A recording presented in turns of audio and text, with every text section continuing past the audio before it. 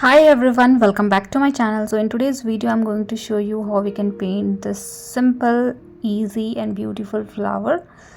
These flowers are in a group. We have a little background as well, and that's why I have used masking tape, as you can see. So let's start with today's video. So you can cover the edge with the help of masking tape, and then with the help of clean water, either you can wetten the flower area or you can create some background. So in this video I'm going to create some background as well. So I'm wettening the whole sheet. So I'm going back and forth multiple times to wetten the sheet thoroughly, and then we can start creating the background of the flower first. So I'm using pink color and I'm randomly adding some color into an oval kind of shape.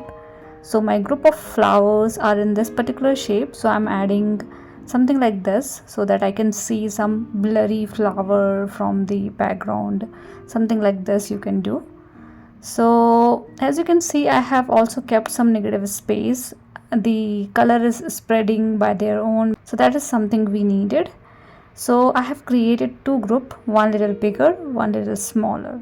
So this area is meant for flowers, and then you can create some background or some sky kind of effect. So I'm using blue and little bit of black into it to make it little grayish or greenish kind of color into it, and I'm going around the flower area, as you can see, and you can also create little background. So all the area about the flower, I'm trying to add little bit of color into that particular area. So I'm going around that area and I'm going around the flower. I'm not touching the in between area wherein we have used pink color. So obviously when you do this, you will not able to achieve exactly what I am doing, but roughly you can do something like this by your own.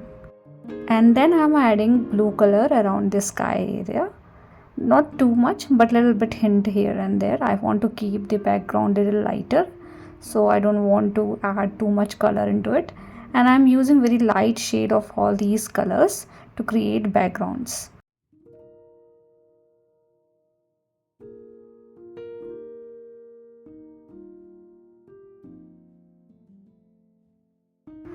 Now the lower portion is all about leaf, wherein we are going to keep our leaf. So I'm adding little bit of green color, again very lighter in shade.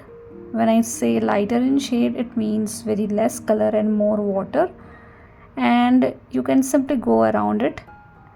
So in this particular step we are working on the background, so we are keeping everything little light, but we know where we want to keep our leaf, where we want to keep our flowers and all those things. And then with the help of sap green color, I am adding more leaf kind of structure around the flower area that we have. So you can do it roughly. We don't need any precision on adding these kind of pattern into the lower portion of the sheet. So I'm randomly adding some brighter green color as well. Now I think I'm pretty much done with the background part. So you can keep it aside, let it dry completely, or to expedite the process you can use hair dryer or something to dry it, but make sure you need to dry the sheet completely, and then we can move to the next step. Now the sheet is dried. I'm using same brush, and with the help of darker shade of pink color, you can start creating a flower kind of pattern around the flower patch that we have. So we want to keep the flowers simple, so no need to add fancy flowers. Just create some circular pattern with 5 to 6 petals into it. This could be smaller, bigger. You can keep the perspective of flower little different from each other. So whenever it comes to the group of flower, perspective is simple. You can either choose to create a circular shape, or else you can simply create 2 to 3 petals at one side, like either towards left or right, or maybe you can keep the petal shape smaller and bigger, and you can add varieties of petal structure to achieve a different perspective in a single group. So I'm not thinking too much, to be frank. I'm simply trying to add a little bit of flower kind of pattern here and there.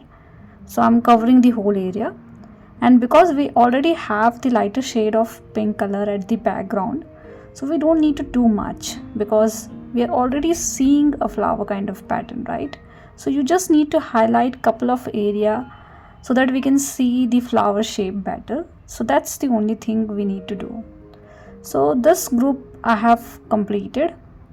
Now if you are not comfortable doing this, creating flower, you can do a simple step which I'm going to show you into the second flower.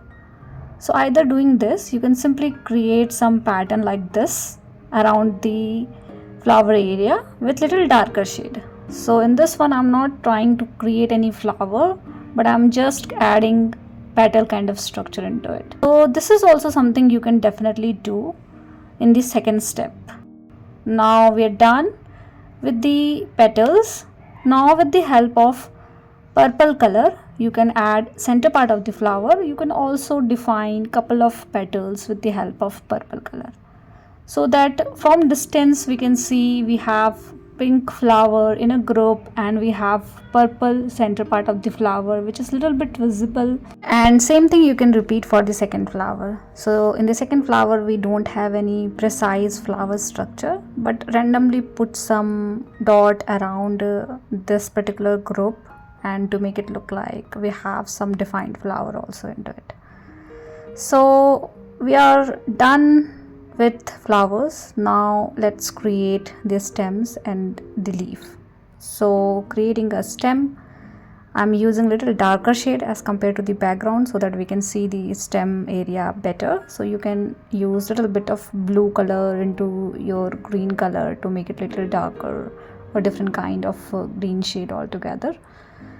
And you can also define couple of stems, so we are able to see couple of stems which is in between the flowers as well. So not too much, but little bit of stem kind of pattern here and there is totally fine.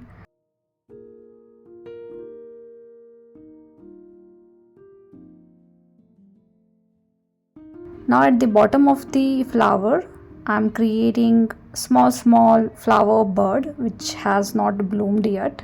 So you can create little bit of leaf kind of pattern, or you can create some hanging structure around that area, and you can create a fine oval kind of shape at the base to create or to make it look like these are the flower birds. So I'm doing it on both the flowers that we have. You can also add little hint of pink color around the flower birds that we have. Now you can start creating leaf. So this is more like a lotus leaf, you can say. So we have big leaves having little bit wavy pattern around the edge, and mostly bigger and little rounded pattern of leaf we have here. So just start creating more leaves around the green background that we have. So we have some blurry background as well. Now we are working on the foreground leaf. So these leaves are pretty much visible as compared to the background leaves. So keep adding something like this and make it little bushier so that we can see multiple leaves are going in the bottom area. You can keep couple of leaves, you can fill the whole area with multiple leaves. So these things you can definitely do by your own. You can define your own pattern, you can define your own composition. And because of masking tape, we don't need to think much, because we know we have masking tape, and we can go beyond that because our edge is pretty much secure with the help of masking tape. So whenever you are using wet on wet technique, like we have wetted the area thoroughly and then we are doing all these things about it, it is better to use masking tape. If you don't have masking tape, just use random tape, whatever you have available with you, but use something, otherwise you will not able to make it.